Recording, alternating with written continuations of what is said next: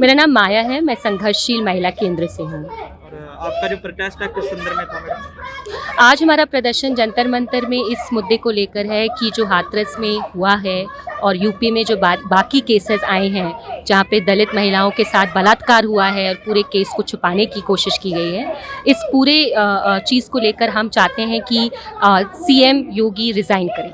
जी। और क्या इसमें जाति व्यवस्था भी है मैडम, क्या न्याय देने के संबंध में? देखिए, सरकार के खुद के जो आंकड़े हैं इस बात को, मैं नेशनल क्राइम रिकॉर्ड्स ब्यूरो की बात कर रही हूँ, उनके जो आंकड़े हैं वो दिखाते हैं कि भारत में 23% बढ़ोतरी हुई है क्राइम अगेंस्ट विमेन को लेकर, और जिन राज्यों में सबसे ज़्यादा बढ़ोतरी हुई है क्राइम अगेंस्ट विमेन की, उत्तर प्रदेश उस लिस्ट में है सबसे ऊपर।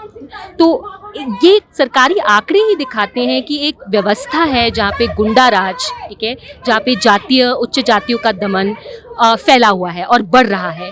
तो ज़रूर ये जो हाथरस का मामला है, जो आजमगढ़ का मामला है, जो बलरामपुर का मामला है, सारे जो ये यूपी के केसेस कम से कम मीडिया में आए हैं, वो इस बात को साफ साफ इंगित करते हैं कि जो प्रशासन है वहाँ की जो पुलिस प्रशासन भी है, उनकी एक मिली भगत है। और उस मिली भगत की वजह से क्या हो रहा है कि वहाँ के जो डोमिनेंट कास्ट हैं, वहाँ की जो दबंग जातियाँ हैं, वो पूरी तरीके से हावी हैं। उन्होंने अपना एक पूरा गुंडा राज वहाँ पे चलाया हुआ है और उसका बोझ आपके पिछड़ी जातियों, खासकर की पिछड़ी जातियों की महिलाओं को उठाना पड़ रहा है।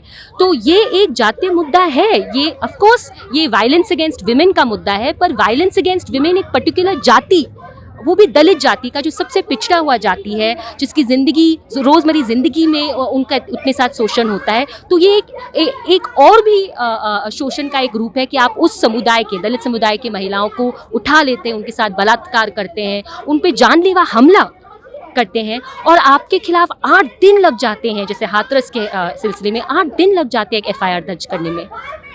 और मैडम एक बीजेपी के एमएलए का बयान भी आया है कि लड़कियां संरक्षित नहीं होती है, इसके लिए उनका बलात्कार होता है। देखिए, पहले तो इसी किस्म के विचारधारा के लोग जो हमारी रूलिंग पार्टी में रहे हैं या उनके संबंधित संगठनों में आरएसएस वीएचपी में रहे हैं, वो बार बार कहते हैं इस किस्म की जीन्स पहनो तो बलात्कार हो जाएगा, नूडल्स खा लो तो तुम्हारे साथ बलात्कार होगा। तो ये तो वो एक मानसिकता है, वो एक प्रोपेगेंडा कर रहे हैं, ठीक है, कि जो सही मुद्दे हैं, जो सही कारण है जिसकी वजह से महिलाओं पर शोषण होता है, बलात्कार होता है, और ख़ास करके जो जाति की वजह से दलित महिलाओं के साथ जो शोषण होता है, इन सारी चीज़ों को छुपाने के लिए, ध्यान भटकाने के लिए आप इस किस्म के आर्ग्यूमेंट्स देते हैं कि आपका माइंडसेट अच्छा नहीं, आपकी संस्कृति, आपके पेरेंट्स ने आपको अच्छा आपका पाल पोस के बड़ा नहीं किया, आपके गलत आइडियल्स हैं, आप जीन्स पहनते हैं, आप बाहर जाके काम करती हैं। अरे मतलब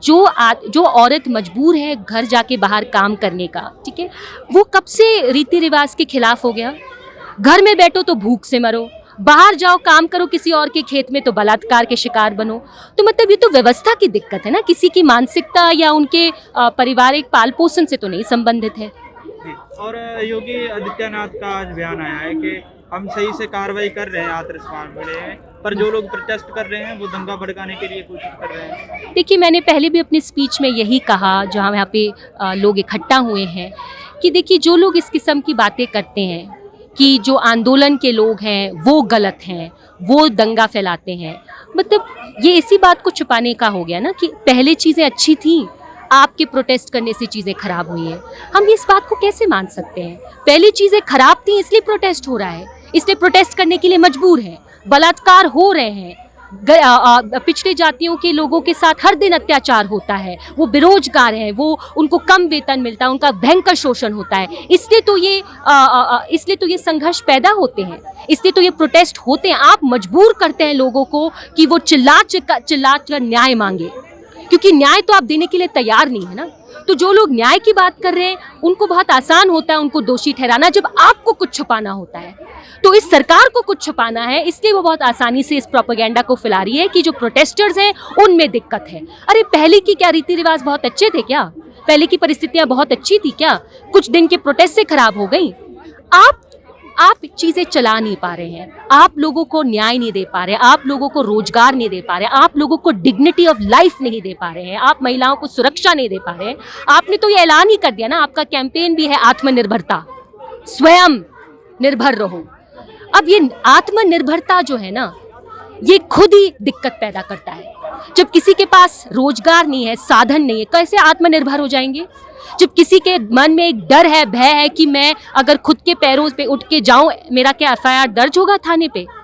कौन से आत्मनिर्भरता की बात कर रहे हैं? जब सिस्टम ही इतनी खराब है, जब साधन पर आपका एक हिस्सेदारी नहीं है, जब इतनी ज्यादा गैर बराबरी है, तो कोई भी इंसान आत्मनिर्भर नहीं हो सकता। तो ये जो आप राजनीति खेल रहे हैं ना, इसको आप प्लीज आप सच्चे मुद्दों पे बात कीजिए, लोगों के मुद्दे पर बात कीजिए, लोगों की जो जिंदगी है, जो रहस्य है, उस पे बात कीजिए। क्या बीजेपी सरकार आरोपियों को बचाने की कोशिश कर रही है?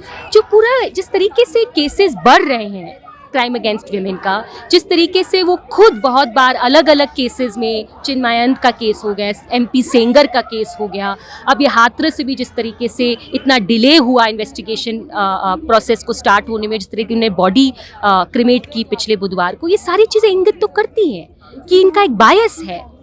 उनके फॉर्मर बीजेपी के विधायक क्यों जाते हैं वहाँ पर, और वहाँ के उच्च जातियों से क्यों मिल के आते हैं? कोई अभी तक पीड़िता के परिवार से क्यों नहीं मिलने गया है?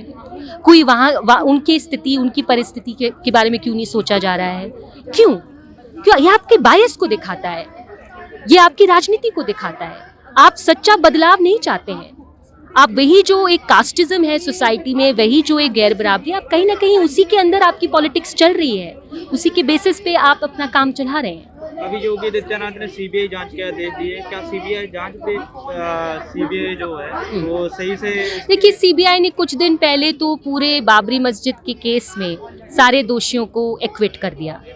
हमें एक हद के बाद सीबीआई या एसआईटी के इन्वेस्टिगेशंस पे पूरा भरोसा नहीं, हमें अपने आंदोलन पे भरोसा है। आंदोलन चलता रहेगा, आंदोलन अपना दबाव बनाते रहेगा, और इसलिए आंदोलन का एक महत्वपूर्ण 2 मांग है जो अभी तक पेंडिंग है। सीएम योगी रिजाइन करें, और दूसरा सुप्रीम कोर्ट के तहत एक सुप्रीम कोर्ट मॉनिटर्ड इंक्वायरी बैठाई जाए हाथरस के मामले में।